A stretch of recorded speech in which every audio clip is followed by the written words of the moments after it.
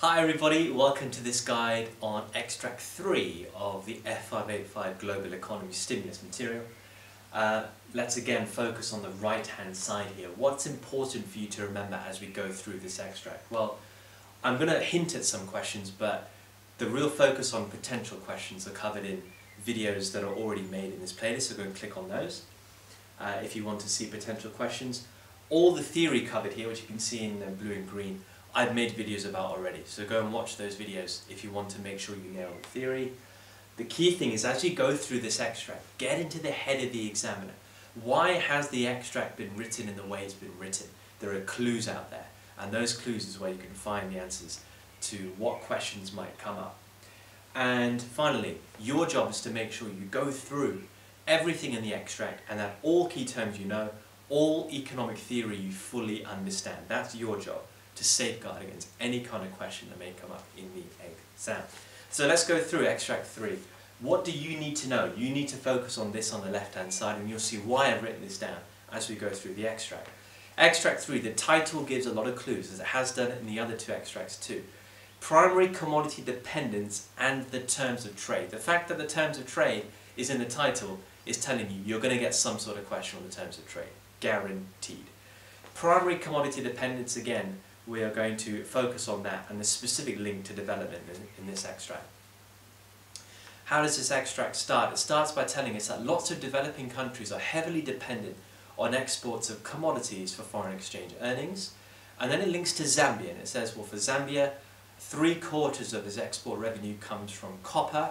Another significant chunk will come from cobalt. Copper and cobalt are the two main primary commodities in Zambia. So immediately here we are focusing on Zambia. Interesting.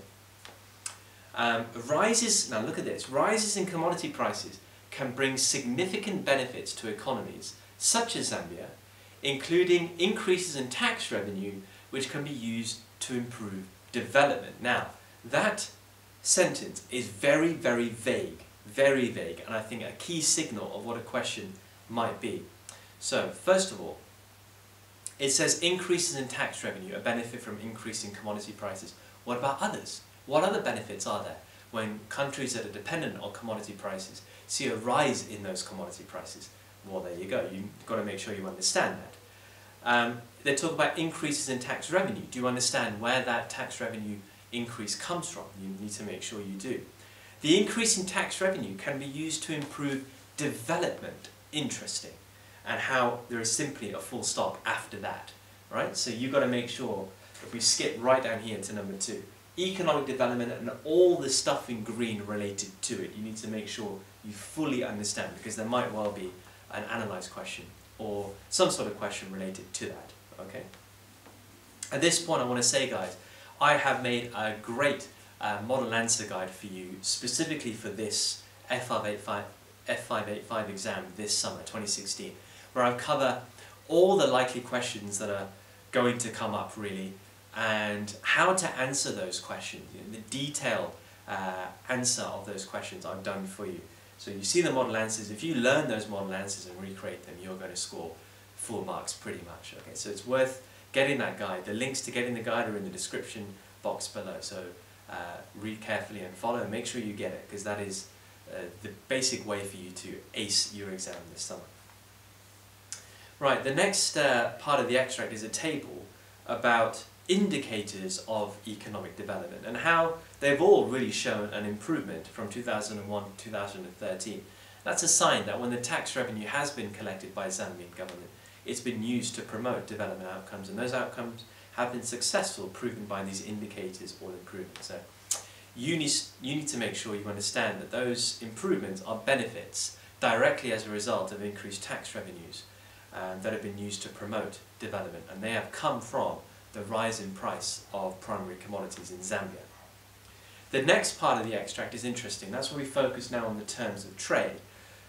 And we talk about the problems of primary commodity dependence.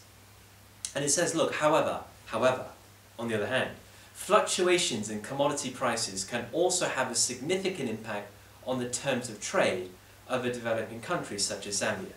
Now, this is where the extract turns, and I think it turns to tease a little bit, and I think the examiners are thinking we don't want to be too predictable in where the 10-mark common questions will always be. So let's write an extract like extract 3, where we can tease students and teachers into maybe thinking that a 10-mark question may come from extract 3. It's a tease, guys. It's not coming. I don't think it's coming anyway. It's not something that I expect to happen, and I'm almost 100% sure that this is purely a tease. So they say that, however, there might be issues of primary commodity dependence in terms of the impact on the terms of trade. So if you look at the chart down below, this chart is simply showing the terms of trade index for Zambia. When commodity prices are rising like they were from 2001 all the way through to 2006, where the world economy was booming and demand for copper and cobalt was rising significantly, that led to a rise in export prices.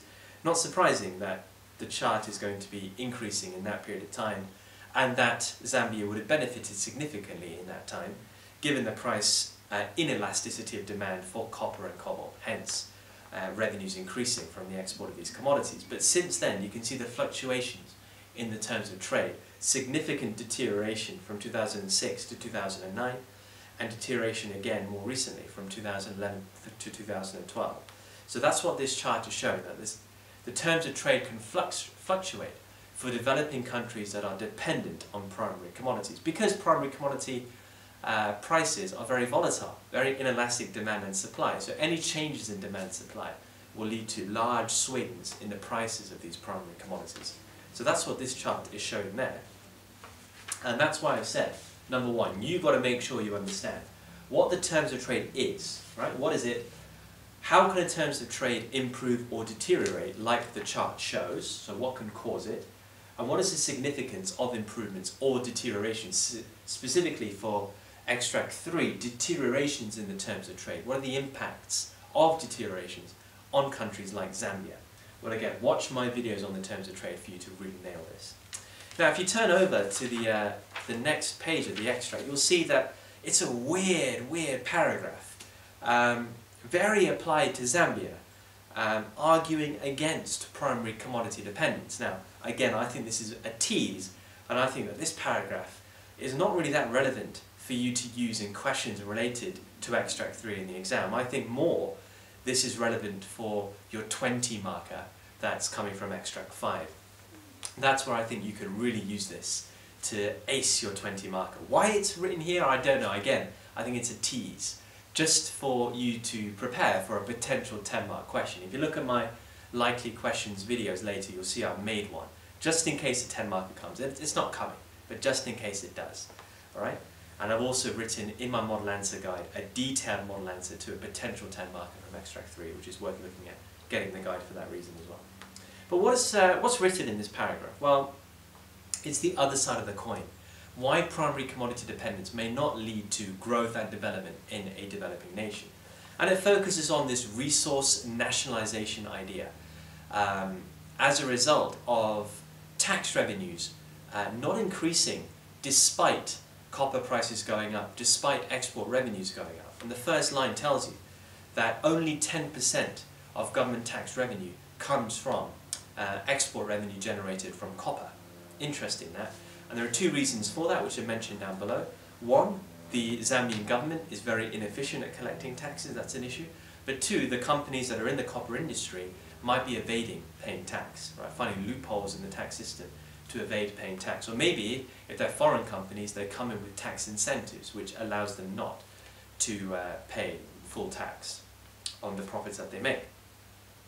But the response to that is resource nationalization. The Zambian government is not happy, finds it frustrating that they're not collecting tax revenues in the quantity that they desire, the volume that they want to then do great things in the economy, like promote economic development. So they've adopted this policy of resource nationalization, where the governments essentially have a large stake in mining companies, and they essentially can take a larger share of profits made in terms of tax. And then we focus on why this is actually not a good thing, how it's destroying incentives to invest, and it's reducing growth rates and output levels in Zambia. So this is the other side of the coin to primary commodity dependence, and why it might be a bad thing, i.e. tax revenue collection may not be as large as it should be, and the government loses out, the economy then loses out as a result. Can I see this coming up in extract 3? Like I said, no, but very, very useful material to keep in mind for evaluation points for extract 5. Very good there. Alright, so that brings an end to this extract. There isn't much in there if you think about it. In terms of what you need to know, focus on these two things, bearing in mind everything I said on the right as well. And remember to get this model answer guide, guys. I can't stress this enough. It is the avenue, it is the open door for you guys to score very, very high marks in your exam. So go to my description to the video, click on the links, get the guide, and you'll be rocking. Thanks very much for watching. See you all in the next video.